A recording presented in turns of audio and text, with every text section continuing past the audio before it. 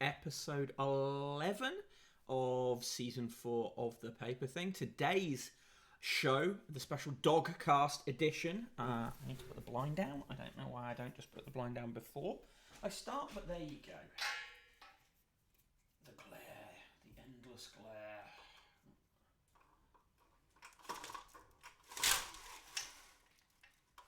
There we go, that's better.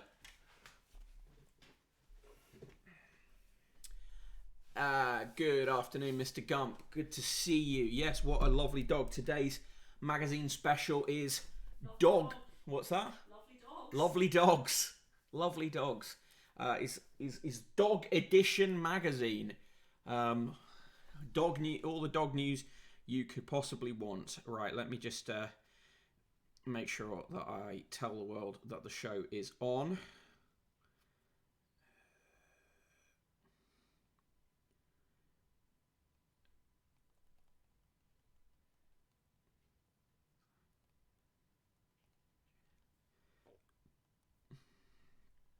Okay, got to put that into the Discord. Incidentally, I must remember today, I've shared the link for the Discord in today's newsletter at the bottom of it, but I will also stick it in the chat today, trying to encourage more people to join the Discord at here. Show is live. To share links and stuff like that.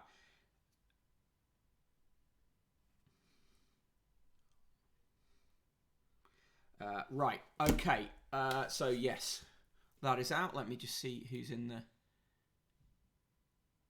Hello to another TT viewer, hello to Carbot14XYZ, and hello to Discord for streamers, and of course hello to Mr. Gump. Yeah, we're going to start with this magazine review of The Show is Live. Yes, The Show is Live. What are you saying, The Show? Did I mistype it?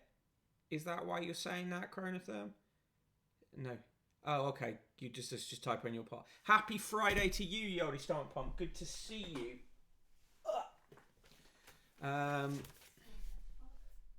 What's that? No, sorry, I'm just swearing at my... Okay, right. Well... I'll try not to swear too loudly. No, that's grand. So we're going to start with... today is the special Dogcast edition of TPT. Please no one tell Lord Austin.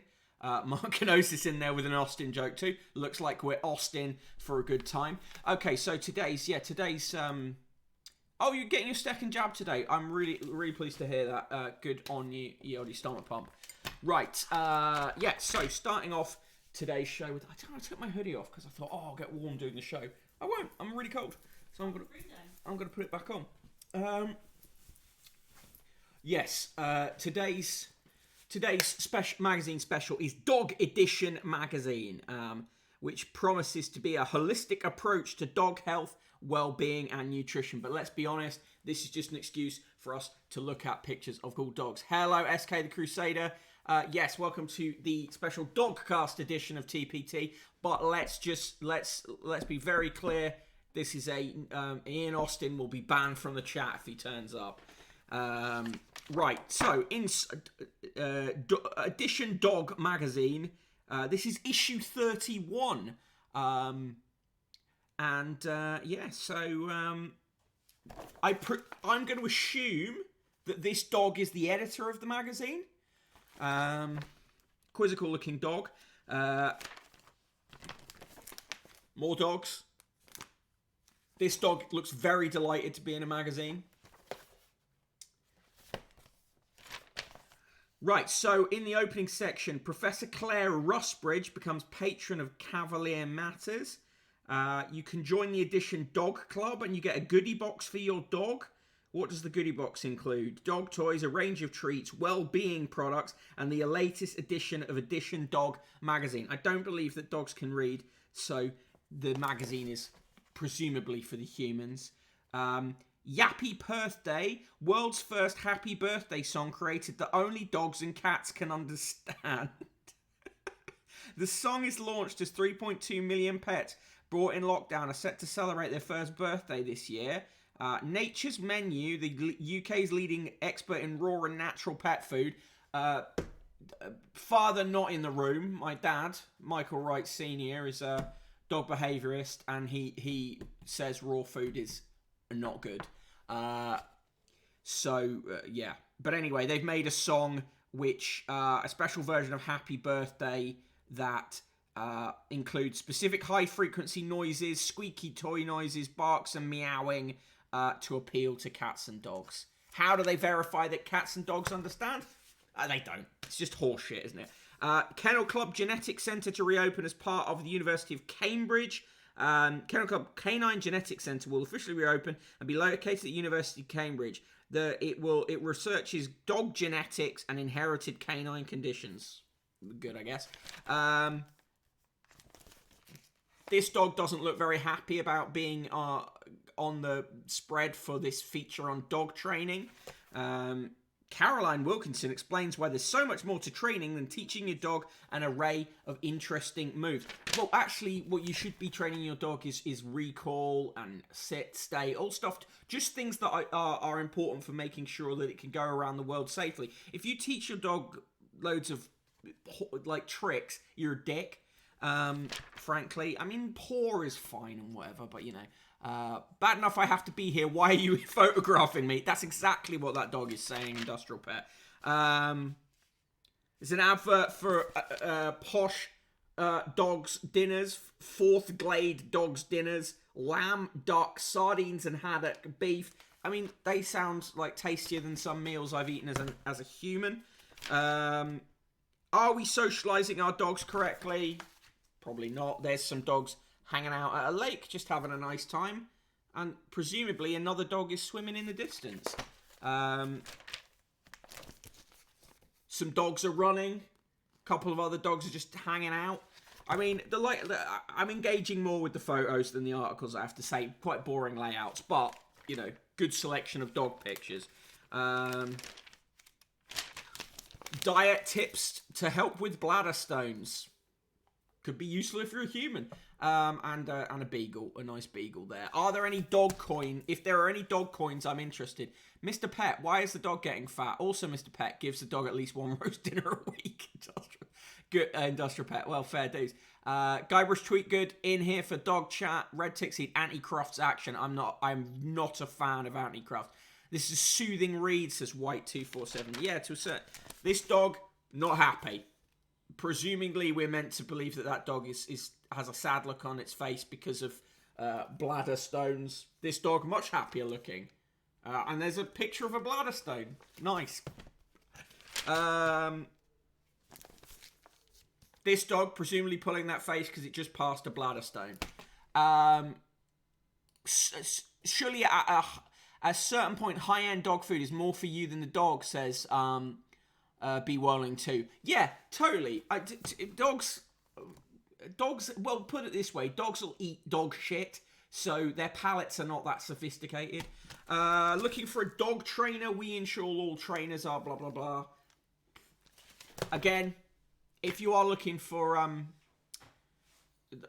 help with a dog, do drop me a line. Canine behaviorist, my dad is trained canine behaviorist, which is a slightly different thing from a dog trainer. If he was on this stream now, he would be losing his shit at some of this stuff. Choosing a professional to work with you and your dog. Trying to decide whether you need a professional to work with you and your dog and what type of professional you should choose can be a difficult journey to navigate. This is a very badly edited magazine because it repeats words a lot in places. Anyway, here's a picture of a woman kissing a dog. The dog looks nonplussed. Another excellent dog looking at a woman saying, why are we being photographed? Industrial Pet, the dogs here, mostly working dog food. It's not all that expensive, just fortified different, but it smells rancid. Yeah. More expensive dog food. This is a magazine. This magazine exists to sell, to grift for expensive dog food companies, basically. Your dog grooming kit explained. Stephanie Zickman explains the essential items you need in your dog grooming kit. I love this dog. Look at it. It's like that one seriously needs grooming. If you've got a dog that's pretty hairy like this, you should clip near their eyes so they can see well, because it can be really distressing for them if they can't get a good amount of peripheral vision. These lads don't look particularly pleased. Love this one, mullet dog. Anyway, actually, this article's fairly decent. It tells you various grooming routines you should have for different types of breeds. So, for instance, the dog that we had that just passed recently, she had a double coat, and double coats require a lot more brushing. But it's good because it keeps them warm when they go swimming and stuff. Dog grooming, an interest of an unnamed lord. Yeah, this dog, excellent. Look at that. Look at that, chap. And this one as well. Some sort of... Okay, so it's like a heat thing for dogs who've had surgery. Whatever, I guess. It works for humans. Can you teach an old dog new tricks? I mean, does your old dog have the cognitive capacity to learn some new tricks? Give them a break. If they're old, just let them do what they like. Very good dog. Look at that. I mean, they're all good dogs. Where I'm going with this through this magazine is I'm going to consistently be saying these are good dogs. Another good one. The layout, I have to say, this magazine is put together in the most rote fashion possible, but essentially people are buying it for lots of good pictures of dogs. A local newsagent with a photo said, Lord up on the wall with "Do not sell this man dog magazine" underneath, underlined in red. Yeah. 2 more good pictures of dogs. Another advert for ludicrously expensive dog food.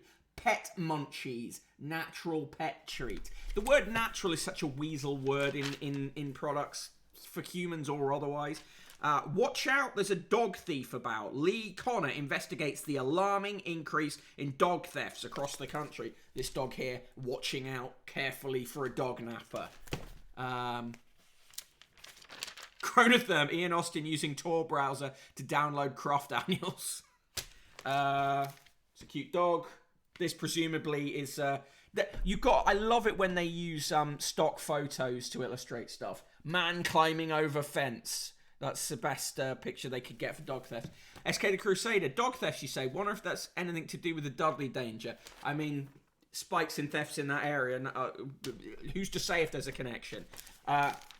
This dog watching out from behind, from its owner's shoulder in case of a dog napper coming up behind them. First aid pull-out. Inside, worms, how to treat them, and signs your dog has got them. Could have done without that spread, to be honest, of various worms. And the pull quote, one of the most grotesque pull quotes I've ever come across. Transmission is via a dog sniffing infected feces or by ingesting infected feces or soil as eggs can lay dormant. Good to know. This dog, unhappy about the pictures of the worms he saw on the previous page.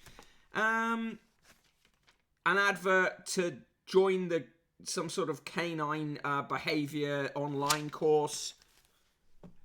Breed focus on the Siberian Husky. Look at that, lad. Look at that. What a great dog.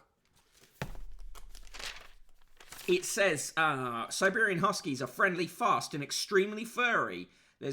But there's more to the stunning Siberian Husky than just a pretty face. We get the inside scoop on this outdoorsy breed. It's a pile of Huskies just hanging out. Some more Huskies just doing Husky shit. More happy Huskies. Christine Hawkes, who owns 3 Huskies, said, I wouldn't have any other dog, to be honest with you. They're addictive. I'm Huskies all the way. This woman is addicted to Huskies. It feels like a very brass eye type thing. Yes, Huskies are total bastards, but I do love them.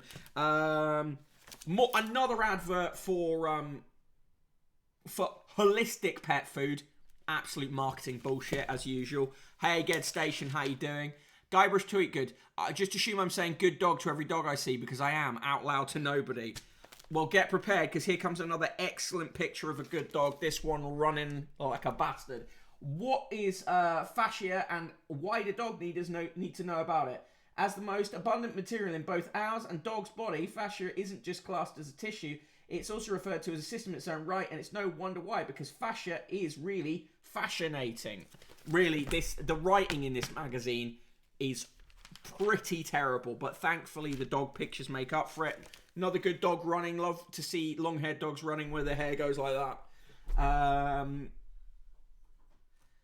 Just a dog just having a nice lie down. Bowling 2 says, I remember this girl at school would always go on about German dog poo can make you go blind. I used to wonder what was so fucked up about German dog shit, and whether just being in the vicinity of a German dog turd would knack your eyes. Realised later, she actually said germs in dog poo. Ah, okay, there you go. Good dogs, bad puns. Yeah, that's what we're operating with here. Anatomical dog, a picture of a dog, still a good dog. More running dogs. This magazine should have more pictures of dogs running. Just a good boy there. Or girl. Who knows? What's your dog delight? Training treats. Handmade using the latest sourced ingredients in our super tasty recipes. These small, high-value training treats are perfect to keep your pups focused. Another ad for dog food. It's a whole article about dog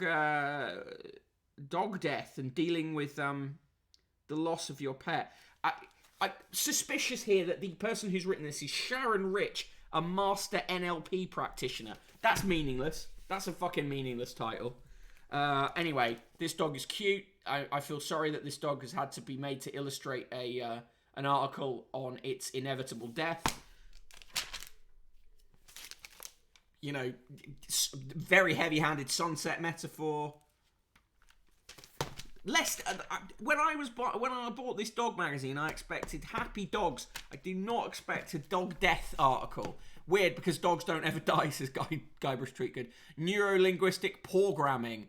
When is Mick going to review Puns magazine? I wish there was a Puns magazine. Taya writes, I too will call myself a master of random shit. Yeah, let's just give ourselves all random titles. Why not? Another ad for dog food that you don't need to get for your dog. Cold pressed dog food. Suitable to feed alongside raw. Fuck raw dog food. It's not actually very good for dogs. Not one more vet. What you need to know about the global movement. When you enter the vets, you are no doubt quite rightly thinking about your dog. Are they going to be okay? Are they anxious or scared? Is there going to be a long wait? But Dr. Joanna Woodnut, MRCVS, is here to tell you why sometimes it's worth thinking about your vet. If you're friends with a vet, you might have seen them change their profiles to say no MV. No MV with the rod of I don't know how to say. Aesculapius stands for not one more vet. This often happens when we discover that another vet has lost their lives to suicide, but this time it's bigger than that. It's not just because a vet has lost his or her life, it's a plea for help, a call to action, and a statement that something needs to be done. Studies have found that vets are between 2 and 4 times more likely to die by their own hand than members of the general public, and a staggering 40% of vets have considered or attempted suicide. Every single vet out there, including me, will personally know someone who has died. I was lucky enough to reach 3 years from graduation before hearing about the death of a friend from university. Well, I did not know this. Why are vets committing suicide? The truth is, we really don't know. The reasons for suicide are always complex and multifactorial. This is better reporting on suicide and the reasons for suicide than you get in national newspapers. So credit there to Dog Edition for actually reporting sensitively and within the Samaritans' guidelines in a way that, say, The Sun doesn't.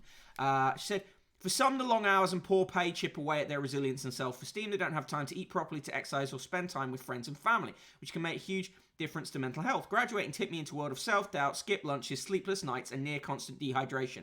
I had to adjust first to my new schedule and then to finding time to eat, drink, and wee without worrying I was putting an animal at risk or upsetting an owner. For others, emotional blackmail from clients. Why don't you care about my dog? If you really cared about animals, you'd treat them for free, leads to financial ruin or depression. Hard to shrug it off when it becomes a daily mantra, especially when most vets earn significantly less than you'd imagine. Vets are generally high-performing perfectionists, selective for both our precision and our empathy, but perfectionists struggle with failure, which is inevitable when working with Mother Nature, and our empathy means we feel the pain of our clients and patients all the more strongly. Trust me, when something goes wrong, your vet will be beating themselves up, feeling like an imposter, and lying awake at night wondering if things could have been different if your pet had gone to a different vet. Our emotions change from hour to hour. The whiplash from grief over a euthanasia to the joy of a new puppy is exhausting. Constant presence of death can lead us to feel compassion fatigue, and euthanasia itself has been shown to induce a PTSD-like change in the brain. Yeah, vets don't earn that much considering their skills, and the cost for vets is true. Access to means and doing a stressful and challenging, sometimes thankless job.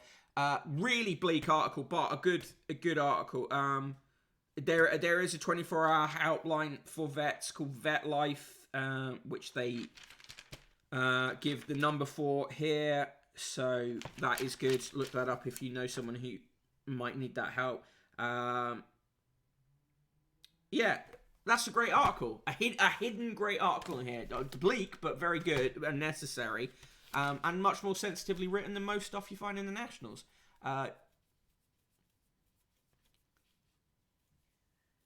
Vet Life, unfortunately similar name to Vet Life. Yeah, absolute nosebleed of a turn in this otherwise fun dog article. And then straight into what is very common in magazines like this, which is essentially an advertorial. The team at Fourth Glade share with us the results of their recent birthday survey and the launch of an extra special recipe to celebrate their 50th birthday. This should be marked as advertorial. It's not. But it's not marked as advertorial, but it clearly is advertorial. And then they offer a recipe for making a dog-safe cake. A birthday pup cake recipe for which you need salted butter, egg, vanilla essence, flour, baking powder, buttermilk, and a ripened banana. Leading the way in sustainable food. Again, this is more advertorial. Should be labelled as thus. Tickless Pet, an ultrasonic tick and flea repeller. Again, pretty much advertorial. The Complete Pup Star Guide by Sarah Bartlett. Pets, Pershore-based expert dog trainer, author, and edition dog writer Sarah Bartlett launches her third book and makes the top spot in new releases on Amazon. The Complete Pup Star Guide is the latest publication.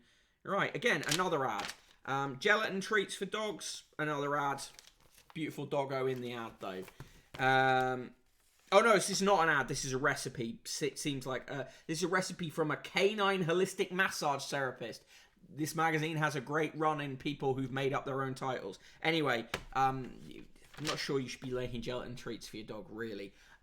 Puppy is stealing. How to deal with a dog that steals socks. Look, our dog Ziggy, who died recently, used to steal socks all the time. It's fine. If you train them to let go when you ask them to, which you can do, it's not a huge problem. It's fun for them. And look how cute this lad is with the sock in his mouth, or this dog with the sock in his or her mouth is. I don't give a shit about that, really. That's not the worst behavioural problem. I misheard that as tick and flea propeller, which is a lot more fun. Yeah. Meet the team. At Edition Dog, we realise how important it is that you can trust the information we share. So our writing team all have a wealth of experience and qualifications. Here you can find out more about the team. I presume this is pictures of their dogs, or they've just revealed to us that this magazine is written entirely by a team of dogs. I prefer to believe the second one. Is there such a thing as a non-holistic massage therapist? No, of course not. In the next issue of Edition Dog, aromatherapy for dogs. Great. Bullshit for people who can't even understand that it's bullshit. Taking an AWE walk with your dog is love enough. What exactly is a dog? Seems like they should have covered that in the first issue. More stuff about grief. How to Cavalier dogs. A breed focus on Doberman. And another first aid pullout. Yeah, so that's out on the 27th of May if you've enjoyed this dog magazine. What is a dog? We just don't know. In Soviet Union, dog walks you. Thank you for subscribing with Prime Bowling 2. Much appreciated. What is a dog? A miserable pile of secrets, says Mark Canosis. Right, so, dog magazine. Good marks for the really interesting feature on harrowing as it was on vets and the stress on vets. Good marks for the pictures of dogs. Marks off for the amount of barely disguised advertorial in there. Frugulus, we cannot know what dogs are. All we know is that they are good. Correct. Dog out of 10, says Ged Station. So for me, I'm going to give it a 5 to 6. It would have been higher if it didn't shill so hard for products at the end. Mark Kenosis gives it a 9 out of 10 because it had dogs in it. Frugulus gives it a dog out of dog. Right, so on from that beautiful and excellent bit of dog material. Terror writes 8 out of 10, -1 for advertorial and dull layout. Industrial Pet 8 out of 10, docked for the Woo Science Dog Food Services, and has been docked for the photo of the dog who's clearly very fed up. Red Tixie gives it 7 out of 10, had dogs, bad puns, and some good reporting. Slinkermeyer plus 100 for the vet suicide article, plus 10 billion for the good lads, but -500 for the advertorials. SK the Crusader in with a very sensible 6.5 out of 10. Right, so now we move on to the... All right, Mark, have a good one. Now we move on to the Sun, which for some reason OBS has made really tiny. Hold on, here we go. Right, so from the sublime to the fucking ridiculous, it's time for the Sun. Today, the Sun's front page goes with Tango and Cash for curtains. Right, firstly, Tango and Cash is a film I think came out in the...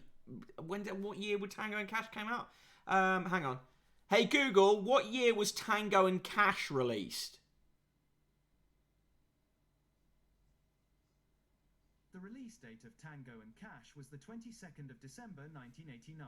There you go. So late 80s reference from the Sun there. And it's a story that's complete bullshit. They've got one source who at the BBC who claims that Carrie Simons is on a list of potential contestants for Strictly. Now, Tango and Cash is like a detective film. Anyway, so this is a completely ridiculous story, right? Those lists, when you're like trying to, like I used to work for conferences, right? And you make lists of speakers that you want, and you just throw out all kinds of names. And in the production process for a show like Strictly, they put a load of names out, and very few of them are going to happen. And certainly in this case, this is just a ridiculous distraction. And our one source story should never be on the front page of a newspaper. Red Tixie, Tango and Cash is a fun, silly movie, unlike The Sun, which is a bad time for everyone. Agreed. Bit of like... Right, so, and else, on the top of the page, they have hired Jose Mourinho to write for The Sun during the European Championships. He'll also be appearing on The Sun's toxic radio version, Talk Radio and also Talk Sport. Right, inside the Sun, let's take a look and see what sinister fuckwittery they are promoting to us today. On page 3, that isn't page 3, but is page 3, an Indian Summer. Love Island finalist India Reynolds bears a bit of Delhi belly as she launches a new swimwear collection. Delhi belly? Delhi belly means the shit. Her having her belly out, it's like, what? The model 30, who was on ITV dating show in 2019 with Harley Brash, posed in a playful and sexy one-piece from her range with Pour Moi. She said, "We tried to create something for everybody, perfect for the summer and warmer days to come." Fuck me. Yeah, Delhi Belly's having the shits, exactly. Also on that page, I really like... So, there's an interesting story about a mummy in Egypt has been identified as a 2,000-year-old mummy, which they think is the mummified remains of a pregnant woman. The woman was aged between 20 and 30 and was 7 months pregnant when she died, right? But of course, The Sun covers this in the most just disgusting way. Mummy to be 2,000-year-old was preggers. Hope I have a mummy's boy. I'm the daddy. Picture of a horror film style mummy. just grim. Their coverage of Keir Starmer getting shit canned in the polls again. Keir can't paper over the cracks. Labour still slipping in the polls. Fuck off. There's a lot of royal propaganda in the papers today. Cute family vid for Wills and Kate's 10th anniversary. Notice how William and Kate drip feed out this stuff about their children to the tabloids on a regular basis. It is because it is part of the protection racket. B. Walling 2, what the fuck? That's like 15-year-old edgelord coverage of that mummy. Yeah, totally. And as Taylor Wright says, gross Orientalist bollocks. Right, on page 7, we get the full page coverage of the completely confected Carrie Simons for Strictly story. They go with material twirl, exclusive curtain call. BBC bosses have been plotting to get Carrie Simons to strut her stuff on Strictly for months, sources have revealed. There's one source, it's anonymous, and it's bullshit. It won't happen.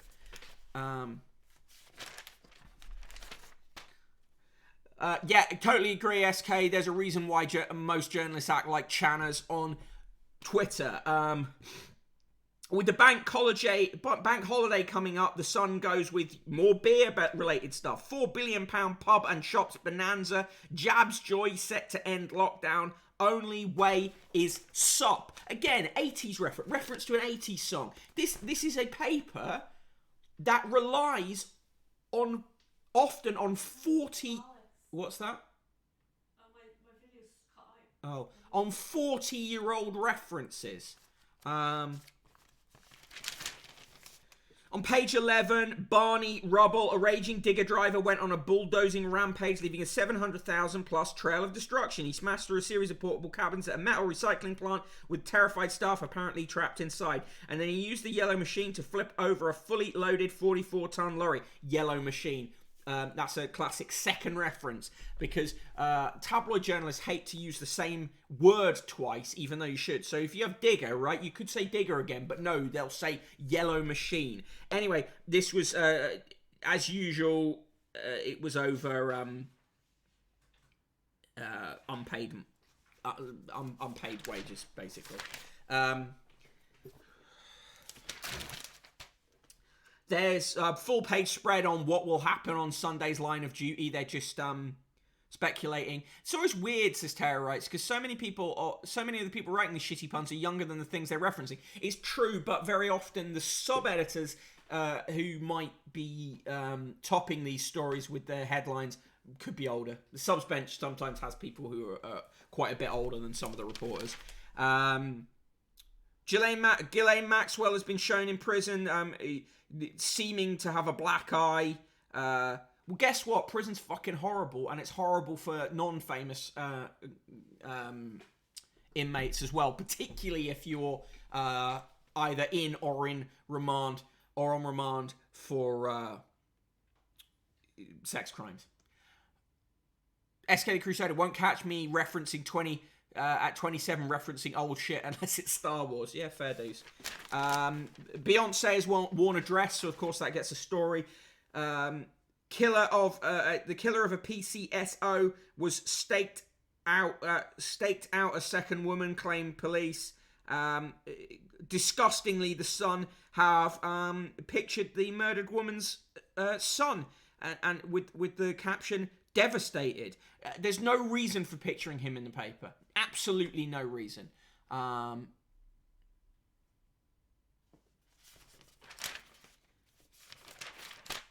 £30,000 prize idiot. Driver crashes car hours after winning it. A hapless driver wrote off a £30,000 sports car just hours after winning it in an internet giveaway. Adam Griffiths, 27, travelled 90 miles to pick up the flashy red Mitsubishi Evo 8, but by the Evo 9, sorry, but by the following morning it had crashed into a fence.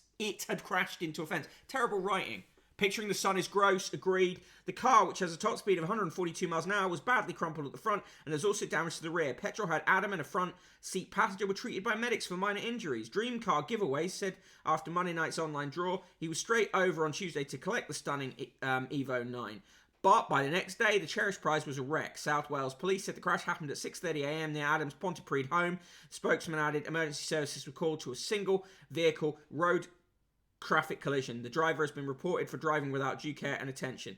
There's no reason this should be in the paper, right? Okay, it's fucking stupid that he crashed the car, right? But there's no reason that should be in the paper. This guy's not like a public figure. It's really stupid. Naomi holds court. Tennis ace Naomi Osaka goes for the game, set, and thatch with a bright blue bikini and shocking pink hair. Naomi, 23, has joined forces with LA-based fashion brand Frankie's Bikinis for a range that launches next month. So there you go. Woman wears bikinis. News shocker.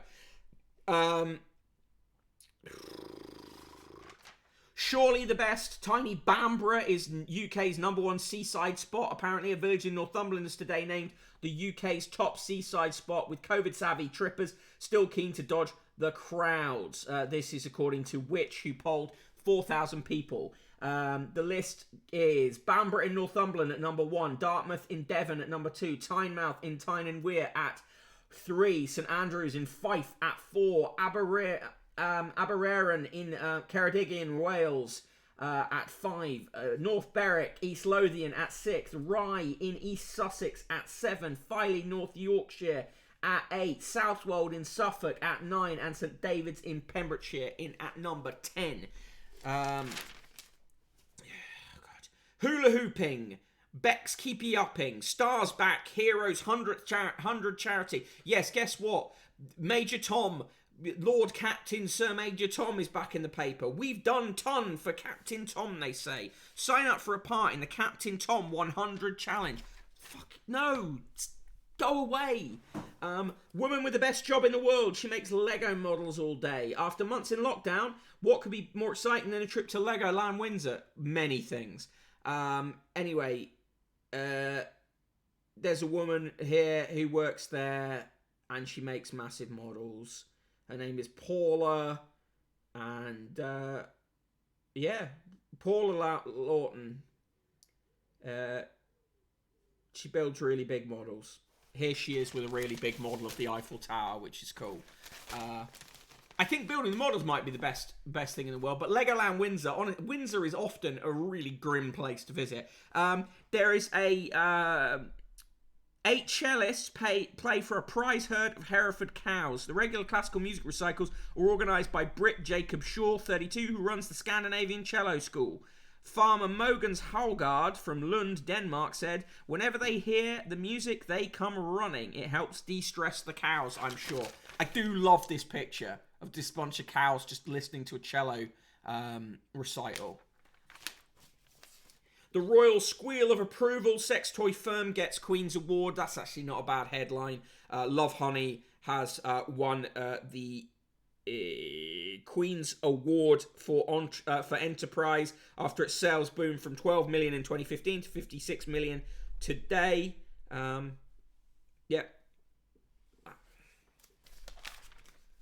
In the TV recommendations, Intergalactic, Sky 1, 9 p.m. Space Cop Ash is taken to a prison planet with dangerous female convicts in this sci-fi spectacular. On BBC One at 7:30 p.m, some more royal arse kissing with Royal Wedding, A Day to Remember. 7:30 p.m. on a Friday night, and that's what they put on. Fuck off. This Time with Alan Partridge, however, is back at 9:30 p.m. on BBC One. That'll be good. And Trip Hazard, My Great British Adventure with Jenny Eclair and Rosie Jones in Anglesey is on Channel 4 at 8:30 p.m. The Royal Sex Arse, yeah. Less awful conditions for cows in industrial farms, no Mozart. The sex arse industry is booming, says Ged Station. Okay, the sex story is the kind of royal news I want, says Studying Fangirl, yeah. In a Fab Daily, apparently Gingham is back in style. I don't know what gingham is, but my wife goes through 2 or 3 rolls of it a week. Dress yourself slim. Clemmy Fieldsend reveals how you can flatter your post-pandemic figure. Fuck off. Greta Van Fleet are interviewed. They're a fucking ridiculous band. Look at these lads. They think they're in Led Zeppelin in 1970, but really they're just a bunch of posh boys cosplaying. If you want to listen to Zeppelin, listen to Zeppelin.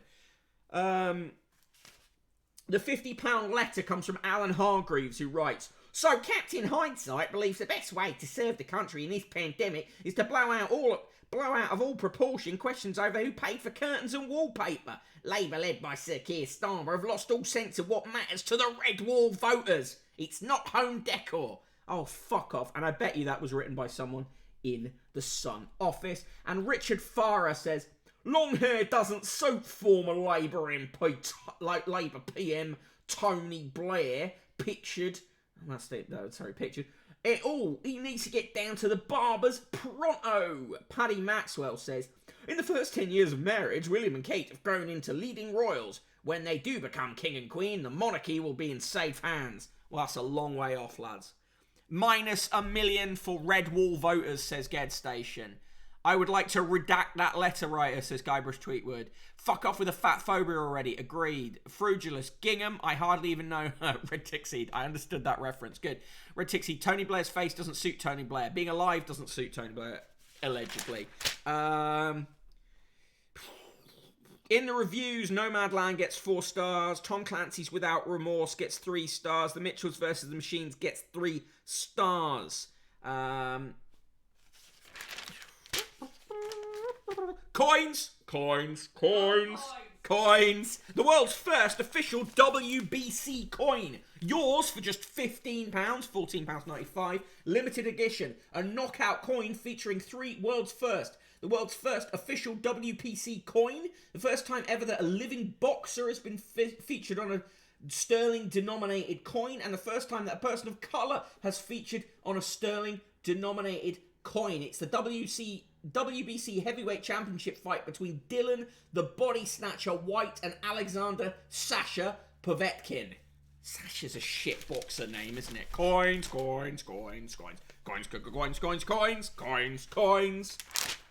It's a terrible coin.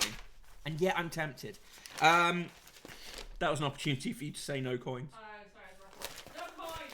And on the back page, in the sport, Slick Emery lost to old boss is 1 in Unai for Mikel. Fucking shit, mate.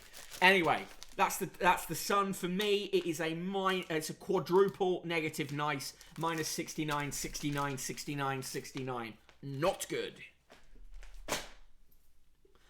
Right, so we're not going to do The Guardian today because The Guardian is quite boring and we don't have enough time in the show to do it. But what I will say is the investigation by Lucy Osborne and Ciaran Cale into allegations against Noel Clarke is a very fine bit of journalism. Ciaran Cale is actually a very good journalist, and if you haven't read it, do.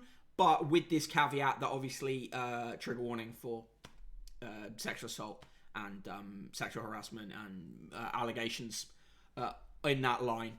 But well worth a read and a very good piece of journalism, a brave piece of journalism at that. Mr. Gump exactly take breaks reading it. It is a rough one.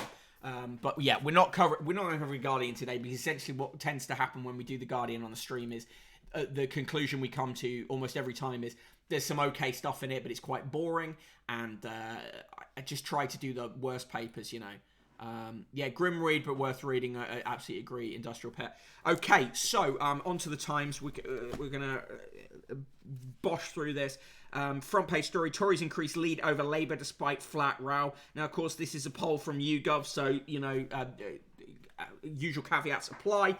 But their polling's found an 11-point gap between the Tories and Labour. Conservatives are on 44%, same as a week ago, with Labour down 1 point on 33%.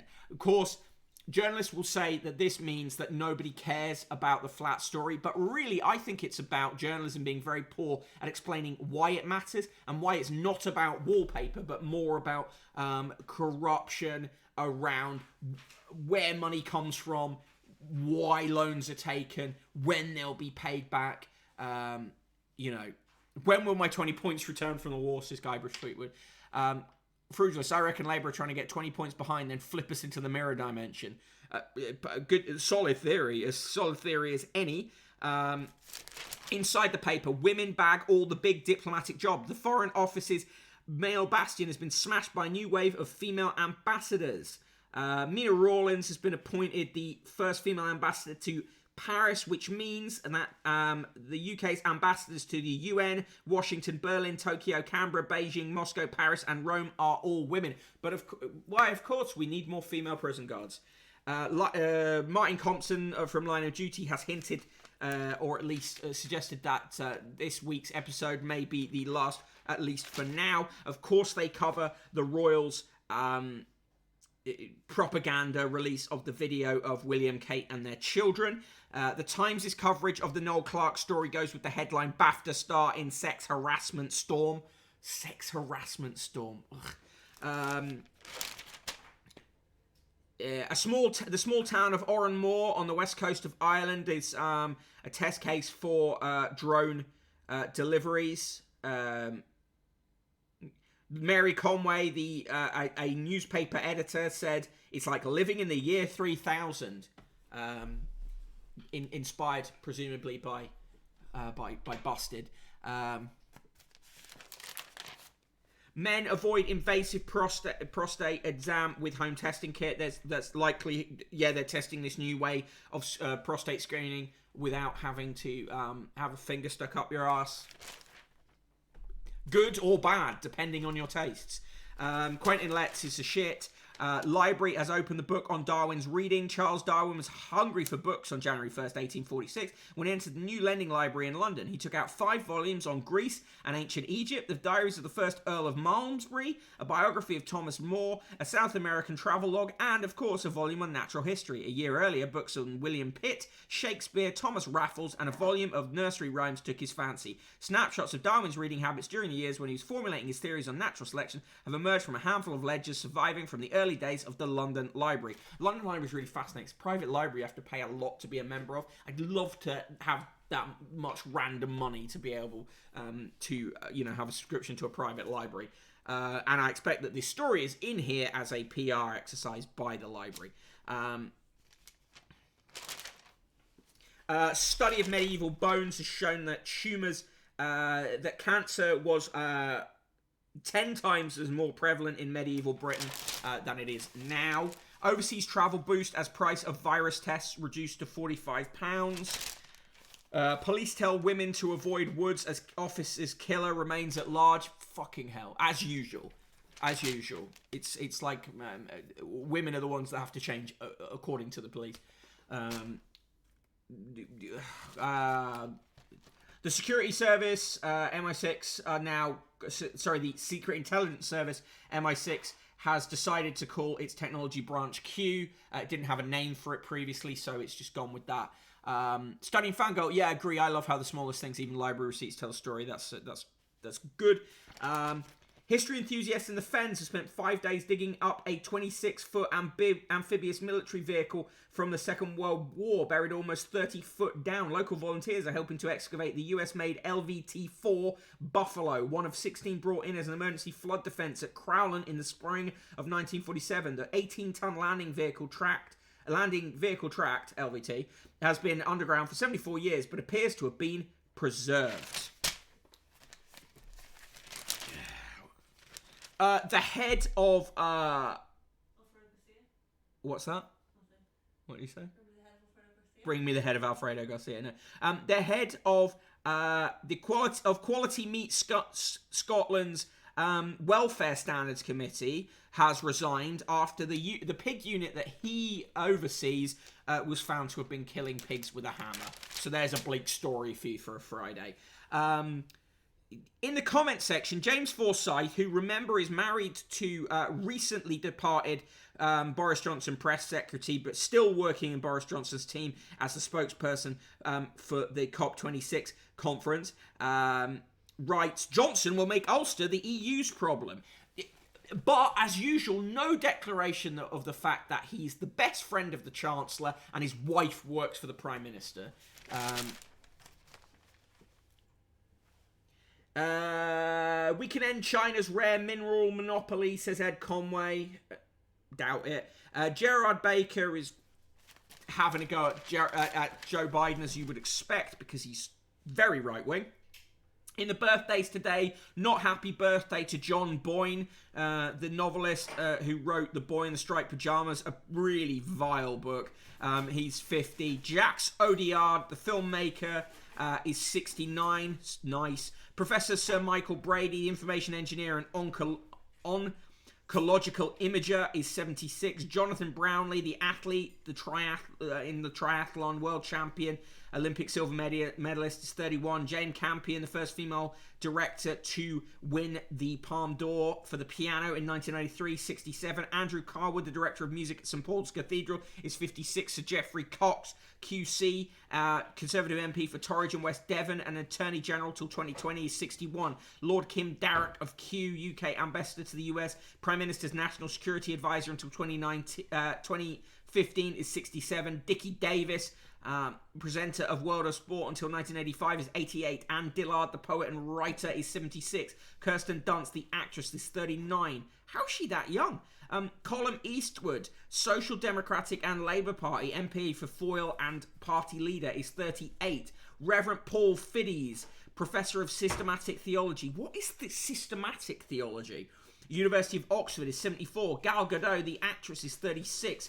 King Carl the 16th, Gustav of Sweden, is 75. Antonio Guterres, the Secretary General of the United Nations and UN High Commissioner of Refugees until 2015, former Prime Minister of Portugal until 2002, is 72. Stephen Harper, Prime Minister of Canada until 2015, is 62. Tony Harrison, the poet, is 84. Lord David Kitchen, Justice of the Supreme Court, is 66. Sir Brian Langstaff, Chairman of the Public Inquiry into the infected blood scandal of the 70s and 80s, the High Court Judge until 2018, and President of the Employment Appeal Tribunal until 2015, is 73. John McAdam, Chairman of Convector Group, medical device company, Rentokil Initial and United Utilities until 2019, is 73. Stephen McIntosh, the actor, is 54. Travis Scott, the singer-songwriter, is 29. Tessa Traeger, the still life photographer, is 83. Lars von Trier, the film director, is 65. And Sarah Tynan, the opera singer, is 45. On this day in 1859, Charles Dickens' A Tale of Two Cities was first published. It ran in weekly installments until November 26 of that year. The last word in this column today goes to Norman Mailer from his book Of a Fire on the Moon. The horror of the 20th century was the size of each new event and the paucity of its reverberation.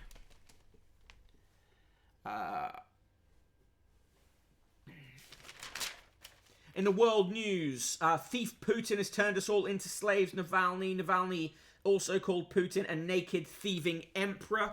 God, can you imagine if Keir Starmer could come out with lines like that? Biden takes blue-collar blueprint to the public, is their review of what he's been doing there. Macron defies left with Napoleon tribute. President Macron will illustrate his determination to stand up to cancel culture. The Times loves to just hammer away this shit by laying a wreath beside Napoleon Bonaparte's tomb to mark the bicentenary of his death, rejecting left-wing calls to ignore the anniversary or use it to depict the emperor as a bigot and despot. Well, he was a despot. The Elysee Palace said that Macron planned to underline Napoleon's role in laying the foundations of modern France. We are a society of history. Our imagination is shaped by the history. The lives of French people are still surrounded by Napoleonic memory. Yeah, and large parts of the Napoleonic Penal Code.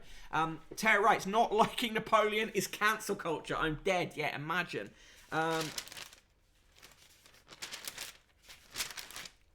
In the arts page, in the T2 arts page, those Mitford girls, scandal, the real story behind the pursuit of love.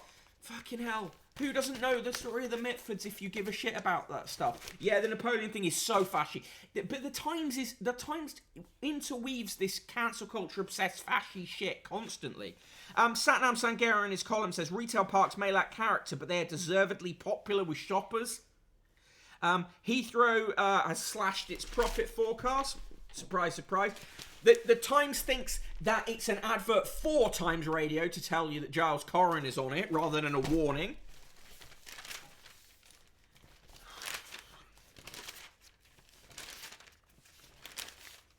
In the obituaries, Ion Mihai Pacepa, Romanian spy chief who defected to the West and revealed the cruelty, corruption and debauchery behind Ceausescu's regime. And Sir Harry Ognall, High Court judge who presided over notorious murder cases and a QC who helped prosecute the Yorkshire Ripper. In Lives Remembered, someone has written in with people have written in with their memories of the Duke of Edinburgh. Let's see how mental these are. Brigadier Robin Roderick Jones writes, one of Prince Philip's enduring delights was telling stories against himself. While inspecting the ranks of officer cadets when taking the Sovereign's parade at Sandhurst, he stopped in front of a black cadet. Where are you from, he asked. Senegal, sir, came the reply. Remembering that Senegal had once been a French possession, Prince Philip asked his next question, a longish one, in that language. The cadet looked at him. My country, sir, he said. In my country, sir, he said, we speak French. Veronica Scott says, when my husband was the GOC Scotland and Governor of Edinburgh Castle from 1993 to 1995, the Queen and Prince Philip came to visit the castle for only the 4th time in her reign. When Her Majesty visits the castle, she is presented with the key to get in. My husband, having previously welcomed the Holyrood House, had to speed up the Royal Mile to the castle and await their arrival. A few others were assembled in the 4-wall battery area of the castle. My husband duly presented the key to the Queen, and as he did so, the Duke, in his inimitable way, said, we didn't need the key, we got in without it. Oh, God. Imagine anything this motherfucker said. Anything. What wit. What a witty man he was. Fuck off. They're trying to get you to buy potatoes, seed potatoes, the complete patio potato kit. And the most deranged thing that's been on sale this week. Yes. For 5 interest-free instalments of £49.80, that's 5 instalments of £49.80, a Prince Philip Memorial Steiff Bear. It's a long-standing tradition of Steiff, the inventors of the teddy bear, to mark major events of the passing of great figures with a handcrafted mohair bear. Respectfully, they created a bear to honour and celebrate the life of His Royal Highness Prince Philip, Duke of Edinburgh. The bear is brown, well, Prince Philip wouldn't have liked that, engraved with an image of Prince Philip wearing a 22-carat gold-plated medallion engraved with an image of Prince Philip in naval uniform. On his arm, he wears a traditional sign of mourning, a black armband, simply embroidered with the Duke's royal monogram. The Prince Philip Memorial Bear will be issued as a strict limited edition by Danbury Mint. Production will end up 1 year after the Prince's death, ensuring the permanent rarity of this collector's item. 5 installments of £50. An almost £250 bear. I genuinely love to know how many they sell. A good number. I reckon in the hundreds. And in the sports, let's make a stand together. Anton Ferdinand calls for joint racism move with John Terry. So that was the Times. Give me your scores for the Times as I rapidly crash through the Daily Mail. I'll just quickly do the roll call first. The premium version of that bear comes with a flashlight. I'm the Broken Bottle Boy. You can follow me on Twitter at Broken Bottle Boy, in the Mod Squad, Guybrush, Tweet Good, and SK the Crusader. In the chat generally, and everyone welcome and very much happily greeted. Aiton, Bowling 2, Carbot 40, and XYZ, Commander Root, Dark Sky, Discord. What are you doing back there? Okay, because you're right on camera. Discord for streamers. Everybody loves Raymondo, Frugilus, Ged Station, Industrial Pet, Chronotherm, Mr. Gump, Red Tick Seeds, Lincoln Snur, Studying Fangirls, Cider Streams, Teo Wrights, The Royal Flush, V&K, Virgo Pros, White 247, Yodi, Stomach Pump, and the excellent Zoe Brings Bacon. And of course, person in the room is here. Thanks, Mr. Gump. With John Terry, minus however much it would cost to get each viewer a Prince Philip bear, and a minus all the 69s from Slinkermeyer, and minus 10,000 from Mr. Gump. 1 out of 10 saved by the bear, says White 247. Right, so finally we come to the Daily Mail.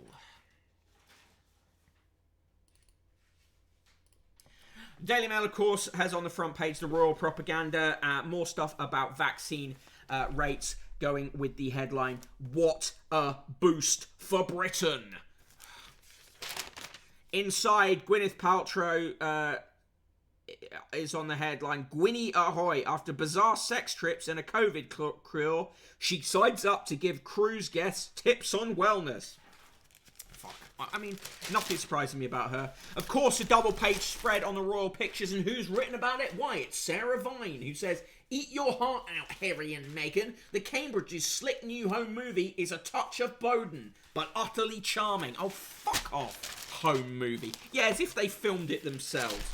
The joke's on you, Sir Keir. His job is to hold ministers to account, and 2 days ago he savaged the PM for leaving meetings to pick wallpaper. So when Labour's leader staged a woeful photo stunt at a John Lewis DIY counter, the response was universal.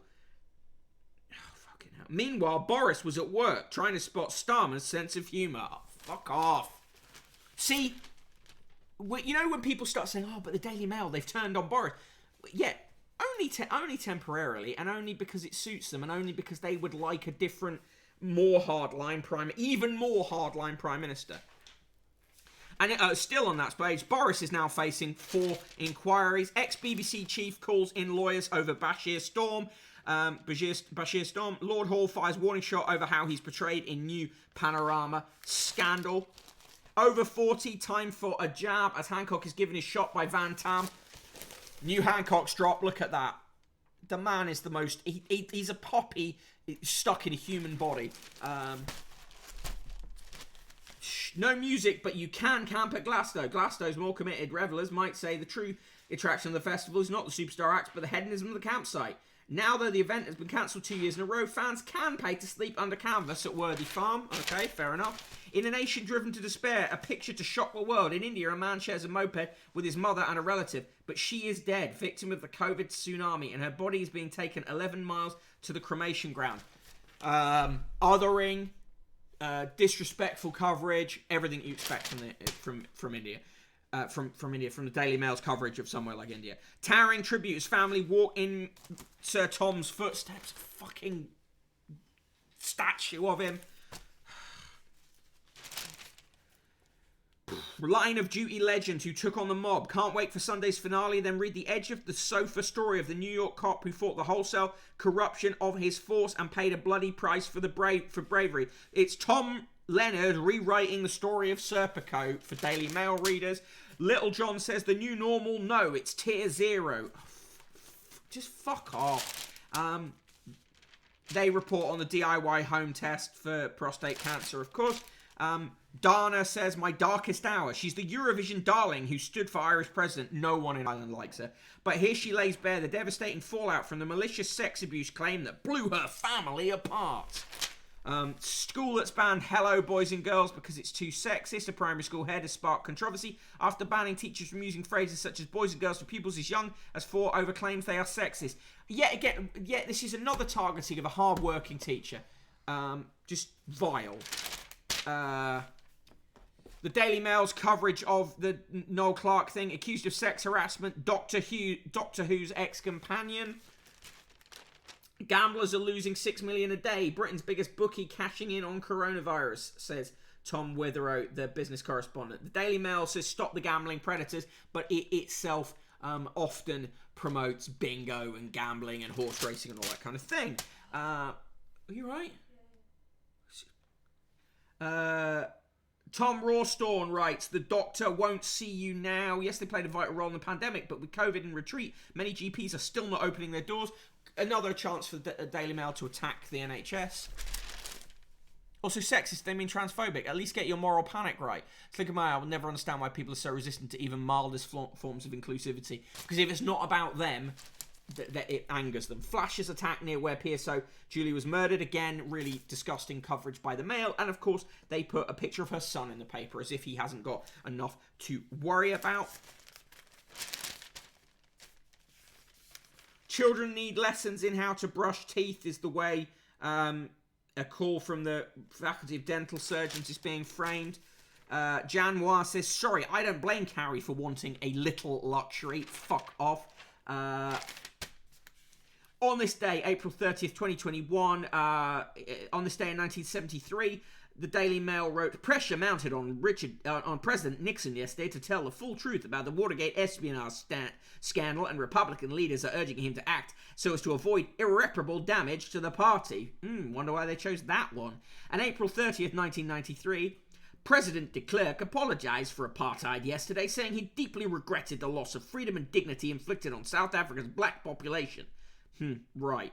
Happy birthday to Gal Gadot, says the Daily Mail. Interesting they choose her. And Ana de Armas, 33, the Cuban-born Spanish actress, stars in the film Blade Runner 2049 and Knives Out. She'll play a Bond girl in the delayed 007 film No Time to Die, and Marilyn Monroe in the upcoming Netflix biopic Blonde. Also born on this date in 1926, Cloris Leachman, and born on this day in 1920, Captain Sir Tom Moore. Quote of the day: I have lost friends, some by death, others through sheer inability to cross the street. That was Virginia Woolf. And joke of the day: why are farmers always winning awards? Because they're outstanding in their field.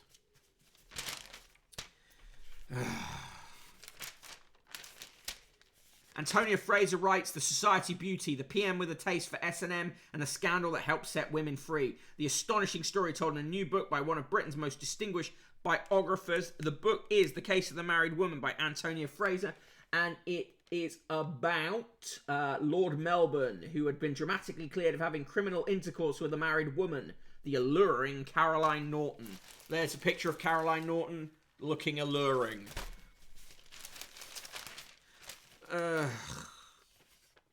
Moving on, Olivia Williams will be portraying Camilla Parker Bowles in The Crown. In the Friday Music Review, they review Mick Fleetwood and Friends, celebrating the music of Peter Green. That gets 4 stars. The Coral gets 4 stars. But Marianne Faithfull's new album only gets 3 stars.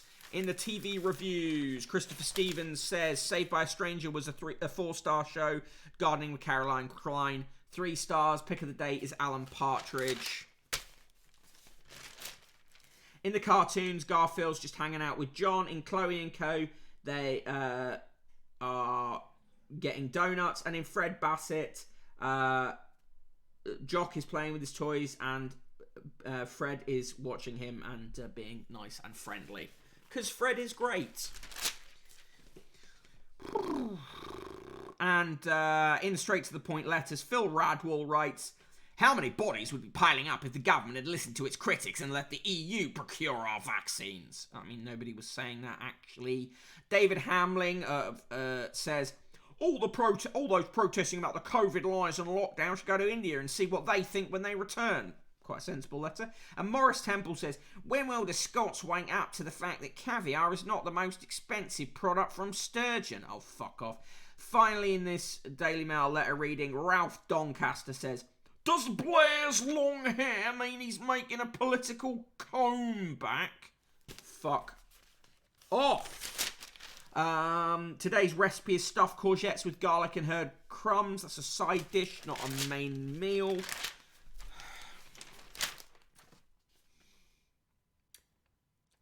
More coins. In commemoration of HRH Prince Philip, Duke of Edinburgh, you can get for 5 instalments of £20 or the full amount of £99.75 instead of £479. A set limited to 5,555 of 13 Prince Philip coins. Why would his long hair mean a comeback? Oh, it was a pun. Comeback. Terrible.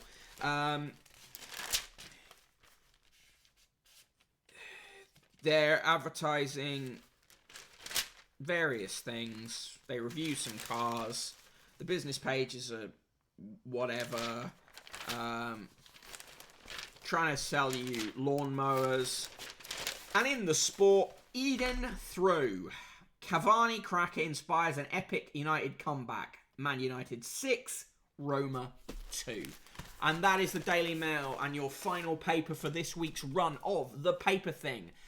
For me, it's a minus 20,000. Very bad edition of the Daily Mail. All sorts of terrible stuff. Not even the coins make up for it. So thank you for joining me on the show today and this week. Indeed, if you have enjoyed it, do consider putting some money in the paper fund. It helps keep this show running. And if you do put money in the paper fund, put in the comment of your PayPal donation or your PayPal contribution what magazines you want to see in the next run of magazine specials. We'll have at least one magazine special next week, possibly two, who knows. Thank you, Guybrush Threepgood, much appreciated. Thanks, Ged Station, good to see you. Hope you all have a good weekend and a good bank holiday. The show may or may not appear on Bank Holiday Monday depending on what I'm doing, but obviously keep it locked on the Twitter to see. Anyway, have a really good one, and don't forget to tune in for SK's stream later. Cheers, Bowling 2, appreciate it, and thank you for subscribing. See you soon, everyone, and yeah, as I say, make sure you're around for SK's stream later. Cheers. 7 p.m. tonight. Get involved. Cheers all.